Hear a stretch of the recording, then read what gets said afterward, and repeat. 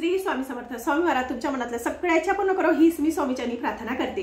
आज मी तुम्हाला झोपण्याविषयी काही माहिती देणार आहे। चाणक्य रीतीप्रमाणे आणि धर्मशास्त्राप्रमाणे मी आज तुम्हाला झोपण्याचे नियम सांगणार आहे। कोणत्या दिशेला आपण जर आपलं डोकं केलं तर त्याचा आपल्या आयुष्यावर काय परिणाम होतो याच्याबद्दल सांगणार आहे। कारण की चाणक्य नीती आणि धर्मशास्त्र कधीही खोटं बोलत नाही आणि झोपण्याचे जे काही नियम आहे ते नक्कीच आपल्याला पाळायचे आहे। याच्याने आपल्या आयुष्यामध्ये काही खूप चांगले आणि काही वाईट बदल घडून नक्कीच येतात। तर त्याच्यातलंच आता तुम्हाला पहिलं सांगते बघा।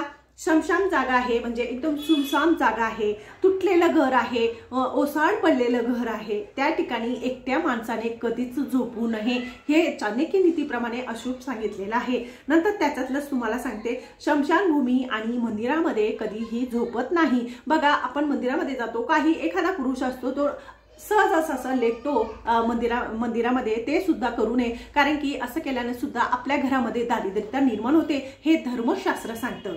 आता त्याच्यातलंच तिसरा तुम्हाला सांगणार आहे।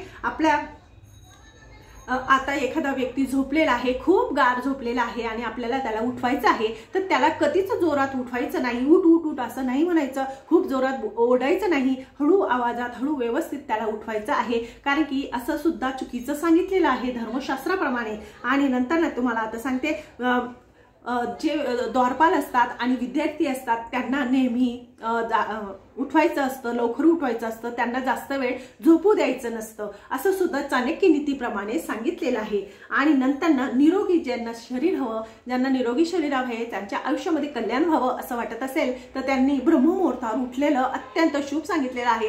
कारण की पूर्वीची लोक ब्रह्ममुहूर्तावर उठत होती तर त्यांची प्रगती होत होती, त्यांच्या आयुष्यामध्ये कसलेच रोग आजार व्याधी होत नव्हते, कारण की ते ब्रह्ममुहूर्तावर उठायचे। जी ब्रह्ममुहूर्तातले नियम म्हणजे ब्रह्ममुहूर्तामध्ये देव सुद्धा जागी असतात, देवांचा आशीर्वाद सुद्धा पृथ्वी तलावर असतो आणि त्यावेळेस ब्रह्ममुहूर्तामध्ये जी हवा असते ती खूप शुद्ध असते। त्या हवेने आपल्या आयुष्यामध्ये खूप चांगले परिणाम आपल्याला घडून येतात, त्या माणसाची प्रगतीच होते असं सुद्धा चाणक्य नीतीप्रमाणे आणि धर्मशास्त्राप्रमाणे सांगितलेलं आहे। आता त्याच्यातलंच तुम्हाला अजून एक सांगणार आहे।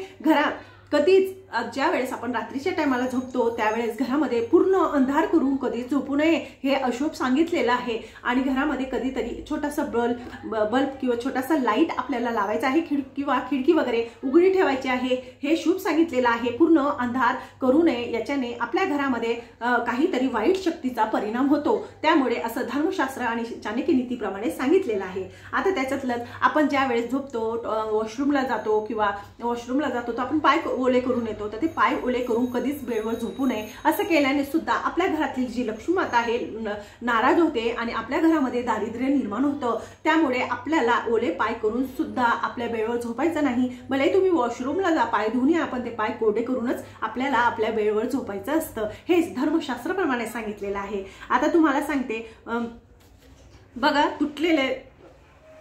तुटलेली जी खाट असते, तुमची तुटलेली खाट असेल किंवा तुटलेला बेड असेल, तुमचा तुटलेला सोफा असेल, त्याच्यावर सुद्धा तुम्हाला झोपायचं नाही किंवा बसायचं नाही हे अशुभ सांगितलेलं आहे। याचं दारिद्र्याचं लक्षण आहे हे, त्यामुळे याच्यावर सुद्धा बसणं टाळायचं आहे।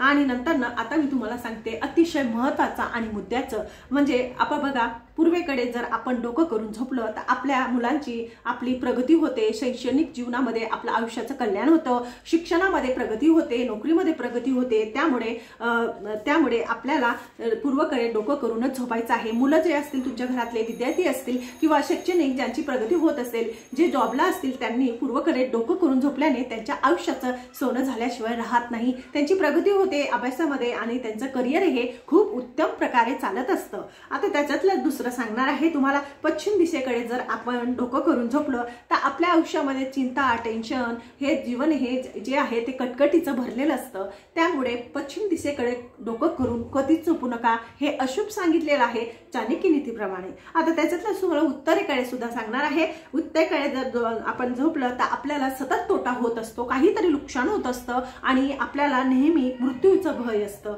त्यामुळे आपल्याला उत्तर दिशेकडे डोकं करून कधीच झोपायचं नाही। तर आता डोकं कुठं करून झोपायचं तर दक्षिणकडे डोकं करून झोपल्याने त्या माणसाला आयुष्यामध्ये धन लाभ होतो, धनप्राप्ती होते, त्याचं आयुष्य सुखमय होतं। त्यामुळे दक्षिण दिशेकडे डोकं करून झोपणं अतिशय शुभ मानलं गेलेलं आहे। चाणक्य नीतीप्रमाणे आणि धर्मशास्त्राप्रमाणे हे सांगितलेलं आहे। आता त्याच्यातलंच तुम्हाला सांगणार आहे की दक्षिणेकडे पाय नाही करायचं, दक्षिणेकडे डोकं करूनच आपल्याला झोपायचं आहे। सूर्यास्त म्हणजे ज्या वेळेस सूर्यास्त होत असतो संध्याकाळच्या टायमाला 6, 6:30, 7:30 या वेळेस लक्ष्मी येण्याचा टाइम असतो आणि त्यावेळेस जर एखादा व्यक्ती झोपला तर तो आयुष्यामध्ये कधीच श्रीमंत होत नाही, तो नेहमीच गरीब असतो असं सुद्धा धर्मशास्त्राने सांगितलेलं आहे। त्यामुळे कधीच सूर्यास्त झाल्यावर झोपायचं नाही आणि सूर्यास्त झाल्यानंतर 3 तासाने झोपल्याने आयुष्याचं कल्याण होतं, आयुष्यामध्ये खूप चांगले बदल आपल्याला घडून येतात, हे सुद्धा धर्मशास्त्राप्रमाणे सांगितलेलं आहे। आता तुम्हाला सांगणार डाव्या कुशीवर जर आपण झोपलं तर डावी कुशी ही आरोग्यासाठी खूप चांगली आहे, कारण की आरोग्य चांगलं असतं डाव्या कुशीवर झोपल्याने। आणि नंतर तुम्हाला आता सांगते दक्षिणेकडे पाय करून का झोपू नये। दक्षिण दिशेकडे पाय झोपल्याने यम आणि वाईट शक्तींचा परिणाम आपल्या आयुष्यात होतो आणि नंतर ना आपल्या कानामध्ये हवा जाते, आपल्या कानामध्ये हवा जाऊन त्यामुळे कानात हवा जाते व मेंदूमध्ये रक्तस्राव जे असतो ते होत नाही। त्यामुळे दक्षिण दिशेकडे पाय करून झोपणं हे खूप अशुभ सांगितलेलं आहे। नेहमी त्या माणसाला भयाची, यमाची आणि वाईट शक्तींचा परिणाम भोगावा लागतो। त्यामुळे दक्षिण दिशेकडे पाय करून झोपणे हे खूप अशुभ सांगितलेलं आहे। त्याच्याने आपल्या जीवनामध्ये आपल्याला आजार सुद्धा होतात, रोग लागतो। त्यामुळे दक्षिण दिशेकडे पाय करणे टाळायचे आहे।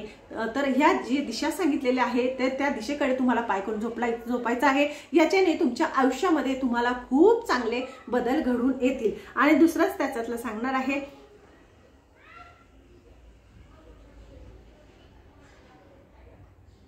आणि बघा आपण ज्या वेळेस आपल्या बेडवर झोपतो तर त्यावेळेस बेडवर झोपताना कधी छातीवर हात ठेवून झोपायचं नाही आणि पायात पाय घालून कधी झोपू नये, हे सुद्धा अशुभ सांगितलेलं आहे। हे बिलकुल चांगलं नाही। याच्याने आपल्या आयुष्यामध्ये खूप टेन्शन, दारिद्र्य येतं, दुःख, कष्ट, त्या माणसाला कधी सुख प्राप्त होत नाही असं सुद्धा धर्मशास्त्राप्रमाणे आणि चाणक्य नीतीप्रमाणे सांगितलेलं आहे। ह्या ज्या काही गोष्टी तुम्हाला सांगितलेल्या आहे चाणक्य नीती आणि धर्मशास्त्राप्रमाणे सांगितलेल्या आहे याचं पालन नक्कीच करायचं आहे। याच्याने आपल्या जीवनामध्ये नक्कीच याचा खूप चांगला परिणाम आपल्याला दिसून येतो। बघा ह्या ज्या छोट्या छोट्या गोष्टी आहे पण ह्या खूप मुद्द्याच्या आहे।